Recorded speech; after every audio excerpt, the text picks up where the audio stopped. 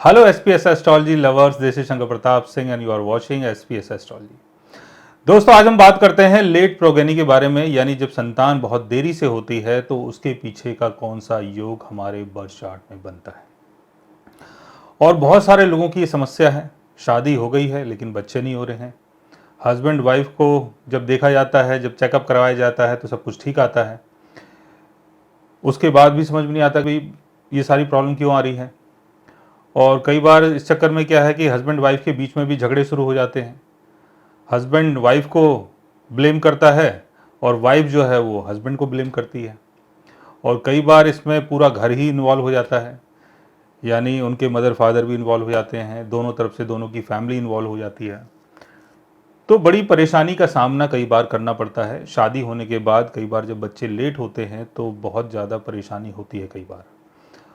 और इस चक्कर में कई बार कुछ फीमेल्स कुछ मेल्स जो हैं वो डिप्रेशन में भी आ जाते हैं। कई बार उनको बड़ी टेंशन होती है, एंजाइटी हो जाती है, और सामाजिक तौर पे भी कुछ प्रेशर उनको देखना पड़ता है, झेलना पड़ता है। लोग बार बार पूछते हैं कि कब उम्मीद से हो, कब क्या होगा, कैसे होगा।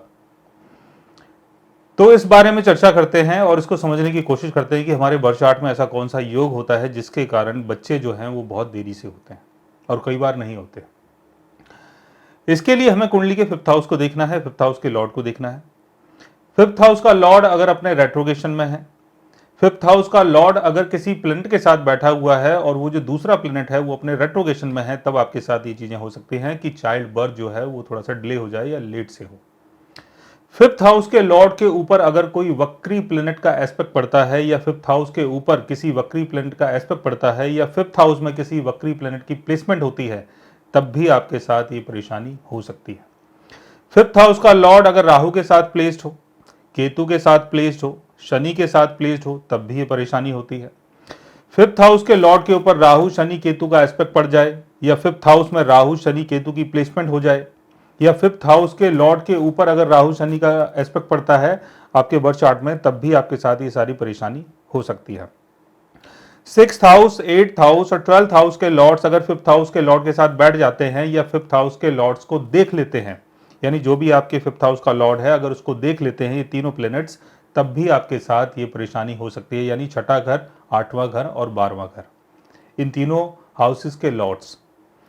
फिफ्थ हाउस का लॉर्ड अगर सिक्स्थ हाउस में होता है, एट्थ हाउस में होता है, ट्वेल्थ हाउस में होता है, सिक्स्थ हाउस, एट्थ हाउस या ट्वेल्थ हाउस के लॉर्ड के साथ होता है, या फिफ्थ हाउस का लॉर्ड किसी ऐसे प्लेनेट के साथ बैठा हुआ है जिसका नेचर थोड़ा सा ब्लंट है, जैसे मार्स हो गया, जैसे सन हो गया, अगर फिफ्थ हाउस का लॉर्ड इन प्लेनेट्स के साथ बैठ जाता है तब भी ये परेशानी कई बार होती है। फिफ्थ हाउस का लॉर्ड अगर कंबस्ट हो जाता है और अगर वो सिक्स्थ हाउस में है, एट्थ हाउस में है, ट्वेल्थ हाउस में है, तो कई बार आजीवन जो है वो संतान नहीं हो पाती है। और ऐसी स्थिति में अगर उसके साथ केतु बैठ जाए, शनि बैठ जाए, राहु बैठ जाए, तो प्रॉब्लम और ज्यादा बढ़ जाती है। फिफ्थ हाउस के लॉर्ड के ऊपर अगर शनि की दृष्टि पड़ती है और शनि की प्लेसमेंट अगर फिफ्थ हाउस के लॉर्ड के साथ होती है तो चाइल्ड बर्थ तो होगा लेकिन थोड़ा सा डिले करके होगा। और अगर केतु की प्लेसमेंट होती है तो कई बार चाइल्ड एबॉर्शन का भी योग बनता है और बच्चे जो हैं अबॉर्ट हो जाते हैं या मिसगैरेज हो जाते हैं। तो ऐसे बहुत सारे योग हमारे बर्थ चार्ट में बनते हैं और इस योग को आप अपने मून चार्ट में, लगन चार्ट में, चलित चार्ट में, तीनों चार्ट में आप देख सकते हैं।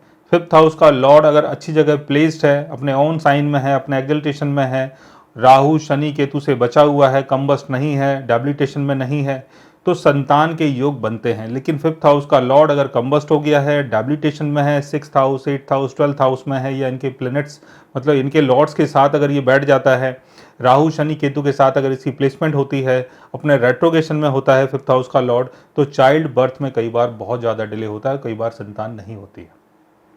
तो इस योग को हस्बैंड और वाइफ दोनों के चार्ट में देखना है कि उनके बर्थ चार्ट में ऐसा कौन सा योग बन रहा है जिसके कारण ये सारी परेशानी आप फेस कर रहे हैं। सो गाइज, आज मैंने आपको बताया लेट प्रोगेनी के बारे में। अगर आप भी जानना चाहते हैं किसी ऐसे योग के बारे में तो उसके लिए आप हमारे चैनल को सब्सक्राइब कर सकते हैं।